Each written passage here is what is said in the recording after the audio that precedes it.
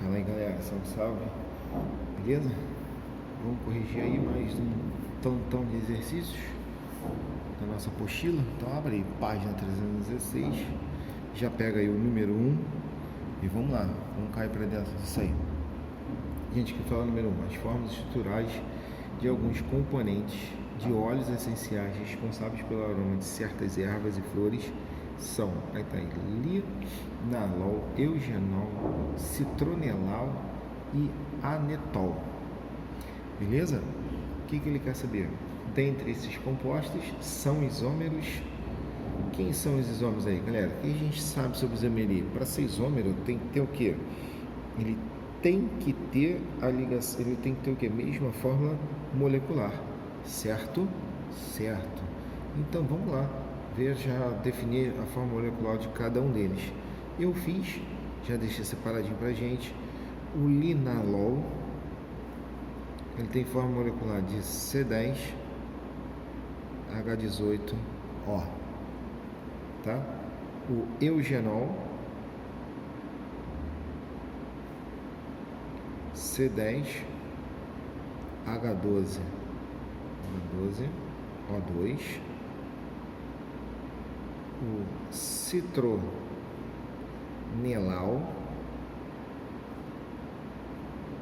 C10H18O, e o anetol tem fórmula molecular C10H12O. Beleza? Tá, galera? E aí? Quem são os caras que são isômeros? Tem que ter a mesma fórmula molecular. Quem apresenta a mesma fórmula molecular? Eugenol e atenol, C10H12O2. Não, aqui é O1. E o linalol e o citronelal? C10H18O. Opa, beleza. Então esses dois, como tem a mesma fórmula molecular, eles são o quê? Isômeros. Isso nos dá como resposta, dá uma olhadinha aí, letra D. Beleza? Partiu então, vamos lá. 2. O que diz a 2? Ao lado estão representadas as formas estruturais de 4 compostos orgânicos. A respeito desses compostos orgânicos, é correto afirmar que todos possuem cadeia carbônica aberta e homogênea? Não. Se você... Eu vou até puxar para cá para mostrar para vocês. Quer ver? Acompanha aí comigo. Tá vendo aqui? Ó, aí ele fala... todas as cadeias... todos possuem cadeia carbônica aberta e homogênea? Homogênea não. Tá aqui, ó. O éter tem cadeia o quê? Heterogênea. B e D são isômeros de posição? B e D não, são isômeros de função, são funções diferentes. Letra C, o composto C possui caráter básico e é uma amina alifática secundária? C, sim, né? Possui caráter básico, é uma amina alifática e secundária? Cara, para ser uma amina secundária, ela tem que ter 2 substituintes. E aqui ela só tem um substituinte. Então ela é uma amina primária. Beleza? Então sobrou a letra D. Sob as mesmas condições de temperatura e pressão, o composto D é o mais volátil? Sim, ele é o mais volátil porque ele é um éter. Em virtude dos outros e das interações que acontecem entre todos eles, o éter é o cara que apresenta ele é mais volátil, ele tem a temperatura de ebulição menor de todos, certo? Então temos o número 2, letra D. Ok, galera, vamos lá. Partiu. Questão número 3, letra A. Questão número 3. O ácido pentanóico, conhecido como ácido valérico, é um líquido oleoso com cheiro de queijo velho. Tem aplicações como sedativo e hipnótico. Se aplicado diretamente na pele, tem uma efetiva ação sobre a acne. E o que ele fala sobre o cara da fórmula do ácido pentanoico e fala: de acordo com a sua forma estrutural, seu isômero correto é o. Gente, letra A, propanoato de etila. O cara tem que ver a quantidade de carbonos e ver se a forma estrutural é a mesma, já que o éster, né, o éster e o ácido carboxílico são isômeros de função, sim. A gente pode desenhar a estrutura do propanoato de etila. Né? Propanoato são 3 carbonos, 1, 2, 3. Propanoato de etila, mais 2. Aí eu tenho 1, 2, 3, 4, 5 carbonos. Hidrogênio na ponta aqui tem 3, com mais 2, 5. Com mais 2, 7. Com mais 3, 10. O2. Que se você olhar lá em cima e conferir e contar, tem a mesma forma estrutural do ácido carboxílico, do ácido pentanoico. Então, oba, beleza. Resposta, letra A. Tá? Número 3 é letra A, porque eles são isômeros de função. Show de bola, galera. Partiu 1 lá, questão número 4. Então, galera, continuando aí, ó, na questão número 4. O que a questão número 4 fala pra gente? Quando há falta de insulina e o corpo não consegue usar a glicose como fonte de energia,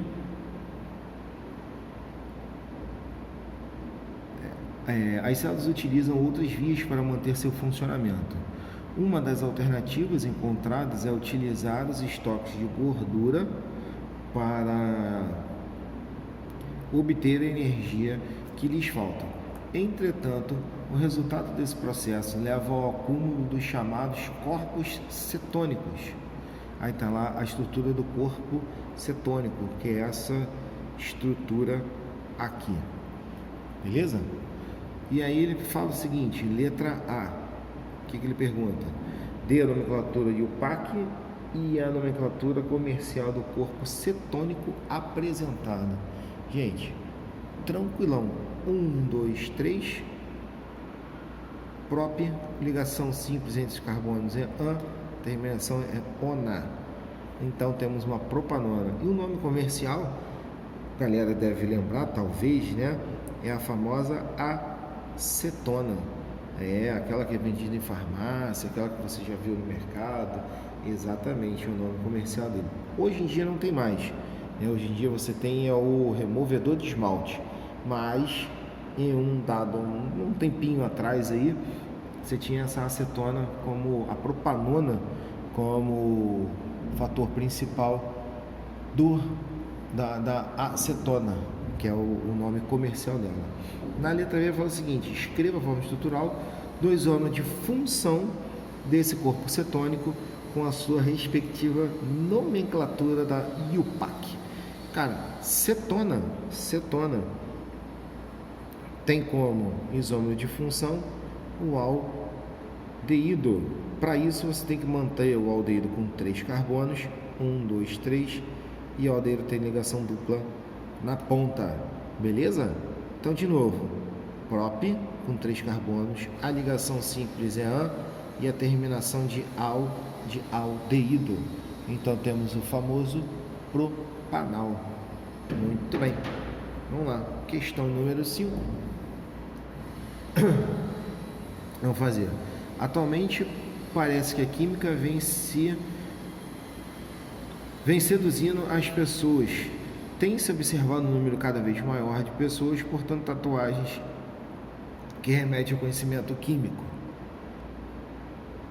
As figuras a seguir mostram 2 tatuagens muito parecidas com as correspondentes imagens tatuadas, mas bem definidas abaixo. As imagens apresentadas, 2 formas estruturais que correspondem a 2. Bom, vou mostrar a forma estrutural para vocês, para dar aquela facilitada na visualização, que nós temos são esses dois camaradas aqui, certo? E aí? Você vai começar a pensar, são isômeros entre si? Opa, será que são isômeros? Cara, vamos ver, parece isômero de posição, né? Não sei. Puxa, e aí? Bom, contando aqui, 1, 2, 3, 4. É a menor distância entre eles. Então, conta aqui, 1, 2, 3, 4. Opa, tá na mesma posição. Ué, mas aqui tá para baixo, aqui tá para cima. Cara, não é isômero, é a mesma cadeia, né? Só a posição do nitrogênio e a hidroxila parece que só giraram, né? Deram uma girada nela assim um pouquinho e esse giro fez essa diferença aí na cadeia. Beleza? Então vamos lá, letra B, modos de representar o mesmo composto. Tá aí, essa é a resposta. Se não são isômeros, é o mesmo composto. Beleza, galera? Então 5, letra B. Bom, A6 é outro tipo de isomeria, como a gente só vai ver a plano. Dessa vez a gente vai pular para 7. Os compostos para-nitrotolueno e ácido para-aminobenzoico, também conhecido como PABA, possuem a mesma forma molecular, C7H7NO2, porém apresentam formas estruturais muito diferentes. E aí ele complementa e fala o seguinte: suas propriedades também diferem bastante. Enquanto o para-nitrotolueno é um composto explosivo, o PABA é ingrediente ativo de muitos protetores solares. Como compostos como o PABA absorve a luz ultravioleta exatamente nos comprimentos de onda mais nocivo às células da pele. Esses compostos apresentam isomeria D. Galera, um é um nitro, um composto nitro, como ele falou, e outro é um ácido carboxílico com uma amina. Eu tenho uma amina e um composto nitro. Cara, se tem uma amina e um composto nitro, o que está diferenciando neles aí? Não é a posição, porque é para. É o que? É a função, né, gente? Então, 7C. Função. Beleza? Galera, organiza aí que a gente vai dar um pequeno salto para a página 371. Puxa aí na apostila, 371. Aí, galera, como eu falei com vocês, página 371, número 1, vamos lá. Os corais fixam-se sobre uma base de carbonato de cálcio, produzido por eles mesmos.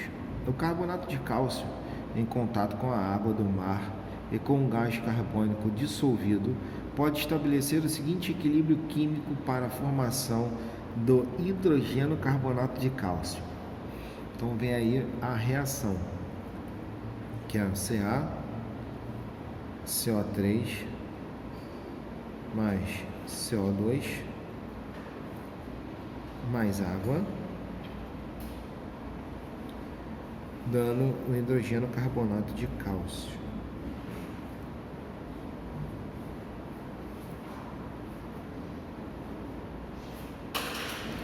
Então, considerando um sistema fechado, onde ocorre equilíbrio químico da reação mostrada acima, assinale a alternativa correta. E aí, galera, a alternativa correta em relação a isso aí. Ih, caramba, saiu o foco. Voltou o foco. Que susto, achei que tinha perdido o foco. Vez? Não, vamos lá. Letra A. Aumento na concentração de carbonato causará um deslocamento do equilíbrio no sentido inverso da reação, ou seja, no sentido de reagente? Não, de forma alguma. A diminuição da concentração no gás carbônico não causará deslocamento de equilíbrio? Causará sim, sempre causa. Né? Na letra C, um aumento na concentração do gás carbônico causará um deslocamento do equilíbrio no sentido direto da reação de formação do produto. Olha, Atenção, ó, um aumento na concentração do gás carbônico, então a gente está aumentando a concentração do gás carbônico. E se aumenta a concentração de uma substância e ela está do lado esquerdo, automaticamente ele desloca esse equilíbrio onde? O lado direito, por sentido direto, tá? Então desloca para a direita. Se diminui, desloca para o lado onde está. Fica aí essa dica, que é extremamente importante. Então, no sentido direto, no sentido de formação de produto, sim, a gente está aumentando a concentração de CO2 e você desloca sempre para o lado contrário dele, em relação aqui, ó. Então, se aumenta a CO2, desloca sempre para a direita. Número 1, letra C. Número 2, galera, o que fala? O gráfico apresentado indica situações referentes à perturbação do equilíbrio químico indicado pela equação. Temos a equação H2 mais I2 dando 2HI. Beleza. A partir da equação química apresentada e da observação do gráfico, considerando também que a reação é endotérmica, ou seja, é aquela que absorve calor, em favor da formação do ácido iodídrico, a dinâmica do equilíbrio favorecerá. Então aqui, ó, ΔH é maior que zero, ele é positivo, ele é endotérmico, beleza? Favorecerá essa aqui, a formação de iodo quando a adição de gás hidrogênio. Cara, a gente bota gás hidrogênio, não vai favorecer a formação de iodo, pelo contrário, vai diminuir a concentração dele, né? Vai precisar reagir com o que está colocando de gás hidrogênio. Consumo de iodo quando da adição de gás hidrogênio. Então você adiciona gás hidrogênio e consome iodo? Sim, perfeitamente. Perfeitamente. É exatamente isso que acontece. Você coloca reagente, você consome o outro reagente também. Então, letra B. Número 3. Considerando a reação a seguir, está lá a reação N2 mais O2. E a gente tem 2NO com ΔH em mais 43,2 quilocalorias. Ambos aqui estão no sistema gasoso, isso é importante.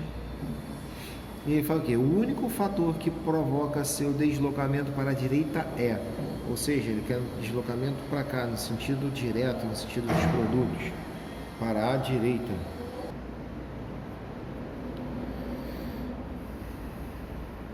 Letra A. Vamos lá, galera. Letra A fala o seguinte: adição do gás NO.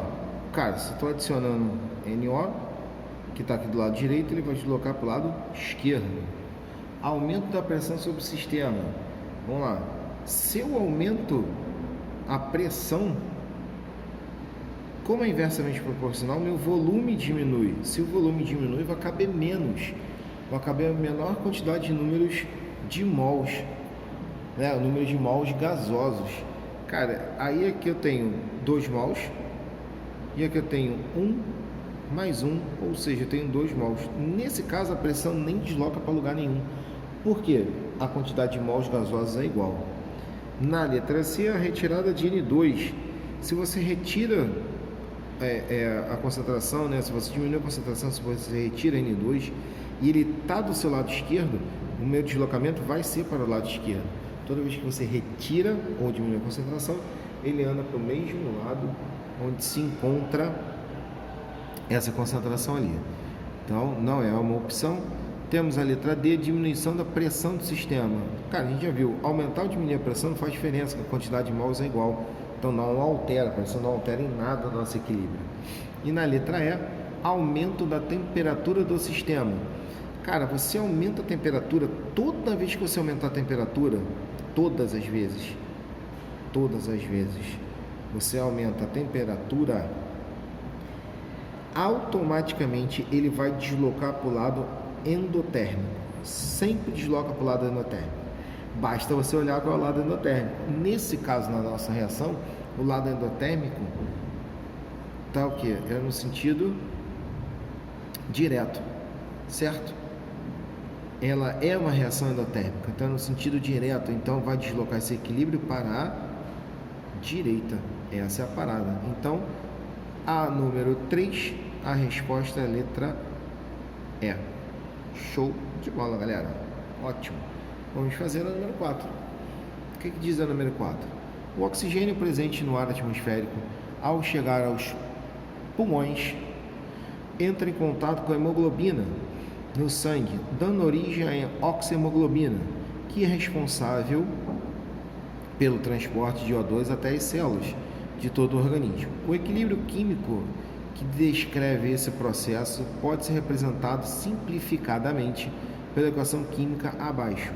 Então temos a hemoglobina mais o oxigênio em equilíbrio com a oxihemoglobina. Beleza? Então tá bom.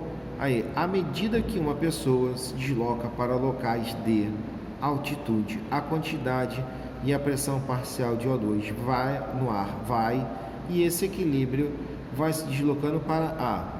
Em função disso, a pessoa sente fadiga, tontura e pode até morrer em casos extremos. O corpo tenta reagir produzindo mais hemoglobina. Várias semanas de esse processo, porém, é lento e somente se conclui depois de várias semanas de ambientação da pessoa com a altitude. É interessante notar que povos nativos de lugares muito altos, como o Himalaia, desenvolveram através de muitas gerações taxas de hemoglobina mais elevadas que a de habitantes à beira-mar. Esse fenômeno proporciona uma boa vantagem, por exemplo, aos jogadores de futebol da Bolívia em relação aos seus adversários estrangeiros quando disputam uma partida na cidade de La Paz, a mais de 3.600 metros de altitude. Assinale a alternativa que preenche correta respectivamente as lacunas acima. Cara, então olhando lá para as lacunas, à medida que uma pessoa se desloca para locais de maior ou menor altitude, maior, né? A gente está falando de 3.600 metros do Himalaia, então temos de maior altitude. A quantidade e a pressão parcial do ar, cara, se ele ficar rarefeito, ele vai o quê? Diminuindo, né? Então vai diminuindo, ok. E esse equilíbrio vai se deslocando para a... E aí, galera, se desloca para onde? Para a direita ou para a esquerda? Se cria maior fadiga, é falta de oxihemoglobina, certo? Então ele se desloca para a esquerda.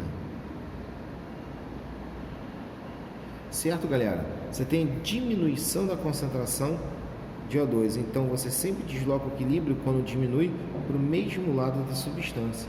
Então, maior diminui à esquerda, nós temos como resposta a letra B. Beleza, galera? Por hoje é só. Vamos ficar por aqui.